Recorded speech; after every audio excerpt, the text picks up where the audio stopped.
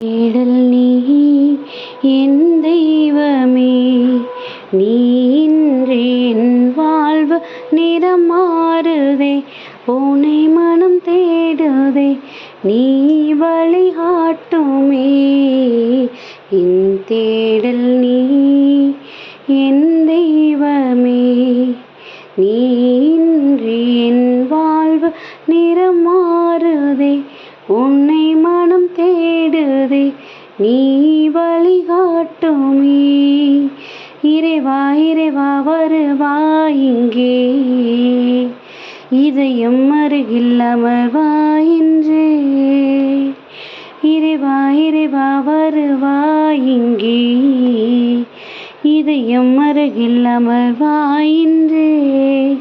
ஒரு கோடி விண்மீன்கள் தினம் தோன்றினும், நீ இன்றி என் வாழ்வு இருள் சூழ்ந்திடும். பிறர் அன்பை என் பணியில் நான் ஏற்கையில், உன் அன்பு உயிர் தந்து வாழ்வாகிடும். இறைவார்த்தையில் நிறைவாகுவேன், மறைவாழ்விலே நிலையாகுவேன். வழி தேடும் என்னை காக்க நீ வேண்டுமே. ஹாய் குட்டீஸ், எல்லோரும் எப்படி இருக்கிறீங்க? நல்லா இருக்கீங்களா? ஹாப்பியாக இருக்கீங்களா? நம்மளை தேடி தேடி வந்து அன்பு செய்கிற ஏசப்பா நம்ம கூட இருக்கிற வரைக்கும் நமக்கு இந்த உலகப்புறமான போராட்டங்களோ சோர்வுகளோ ஏமாற்றங்களோ கண்டிப்பாக ஒருபோதும் நம்மளை அஃபெக்ட் பண்ணவே பண்ணாது குட்டீஸ். ஏன்னா எல்லாவற்றை தாண்டிலும் அவருடைய உடனிருப்பும் அவர் நம்ம மேலே வச்சிருக்கிற அன்பும் தான் நம்மளை எப்பயுமே நிறைவாக வைத்திருக்கும். அப்படிப்பட்ட ஒரு அருமையான ஒரு பாடலை தான் நம்ம இப்போ பார்த்துருக்குறோம். அப்படி தானே குட்டீஸ்? நம்ம இப்போ நினைக்கலாம், நான் இவ்வளோ ப்ரேயர் பண்ணுறேன், நான் இவ்வளோ தூரம் இருக்கிறேன், ஆனால் ஏன் எனக்கு இந்த போராட்டம், ஏன் எனக்கு இந்த சோர்வு, எதனால் இதை கடந்து வர முடியலை அப்படின்னு நிறைய நம்மளுக்குள்ள கேள்விகள் இருக்கலாம். அப்படி தானே குட்டீஸ்? அதுதான் இன்றைக்கி இந்த பாடலில் வந்து 2 வரி நமக்கு புரிஞ்சாலே போதும். இறை வார்த்தையில் நிறைவாகுவேன், மறைவாழ்விலே நிலையாகுவேன் இருக்குது. நம்ம கடவுளோட வார்த்தையை நம்ம வாசிக்கிறோம், செய்கிறோம். ஆனால் அந்த கடவுளோட வார்த்தையில் நம்ம என்ன பண்ணணும்? நம்ம நிறைவை எடுத்துக்கிடணும். கடவுளோட வார்த்தை நம்ம இடத்துல பேசுகிறத நம்ம செவிகளுக்கு கொண்டுட்டு போகணும். அதை சும்மா கண்ணால் பார்த்துட்டு சந்தோஷப்பட்டுட்டோ ஆறுதல் அடைஞ்சிட்டோ இருக்காமல் அதை நம்ம என்ன பண்ணணும்? நம்ம இருதயத்துக்குள்ளே கொண்டு போய் நம்ம என்ன பண்ண ஆரம்பிக்கணும்? அவரோட வார்த்தைகளை உணர ஆரம்பிக்கணும். அப்படி நம்ம உணரும் போது நம்ம அவருடைய அன்பின் வாழ்க்கையில் நம்ம என்ன பண்ணுவோம்? ரொம்ப ஸ்ட்ராங்காக இருப்போமா குட்டீஸ்?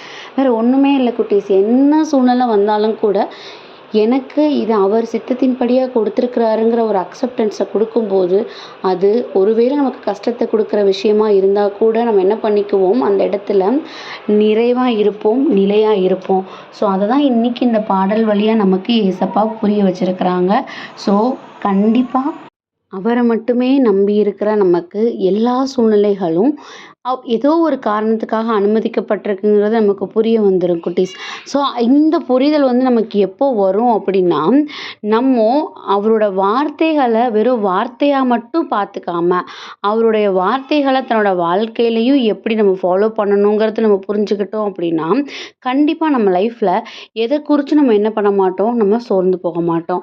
அதை தான் இன்றைக்கி சங்கீதம் 42:11 படியாம், ஏன் நான் துக்கமாக இருக்க வேண்டும், ஏன் நான் கலக்கம் கொள்ள வேண்டும், நான் தேவனுடைய உதவிக்காக காத்திருப்பேன், அவரை துதிக்கும் வாய்ப்பு இன்னும் எனக்கு கிடைக்கும், அவர் என்னை மீட்பார் அப்படிங்கிற வசனம். இதை தான் இப்போ பேசணும். நான் ஏன் கவலைப்படணும்? நான் ஏன் சோர்ந்து போயிருக்கணும்? எனக்கு உதவி செய்ய மனிதர்கள் வேணால் தயங்கி போயிருக்கலாம், எனக்கு உதவி செய்ய ஒருவேளை மனிதர்களால் முடியாமல் கூட இருக்கலாம். ஆனால் எனக்காக எல்லா சூழ்நிலைகள்லையும் உதவி செய்கிறதுக்கு ஒருத்தர் இருக்கிறாரு அப்படின்னா அது என்னுடைய ஏசப்பா.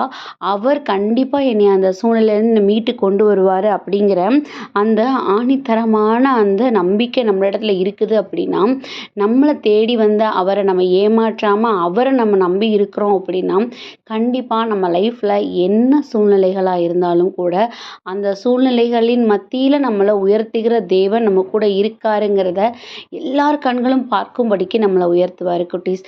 ஸோ அதுக்காக ஏசப்பாட்ட நம்ம இந்த மாதத்தை ஒப்பு கொடுத்து ப்ரேயர் பண்ணுவோமா? அன்பான ஆண்டவரே, இந்த நேரத்திற்காக நன்றியப்பா தகப்பனே. நேரத்துலையும் கூட உம்மை நம்பி இருக்கிற எங்களை ஒரு காலமும் நீங்கள் விட்டு கொடுக்காதவராக இருக்கிறீங்க. நாங்கள் கலங்கி போய் நாங்கள் சோர்ந்து போய் இருந்தாலும் கூட எங்களோட சூழ்நிலைகளை எங்களுக்கு புரிய வைத்து அதில் நாங்கள் எப்படி கடந்து வரணும், கடந்து வரும்போது எவ்வளோ பலப்பட்டு நாங்கள் வரணுங்கிறத நீ எங்களுக்கு கற்றுக் கொடுக்குறீங்க டாடி. உம்முடைய கரங்களில் இப்போ நாங்கள் ஃபேஸ் பண்ணிட்டு இருக்கிற இந்த சூழ்நிலைகளை கூட நாங்கள் ஒப்பு கொடுக்குறோம். உம்முடைய சித்தத்தின்படியாக எங்களை வழி நடத்துங்க. ஆமென்.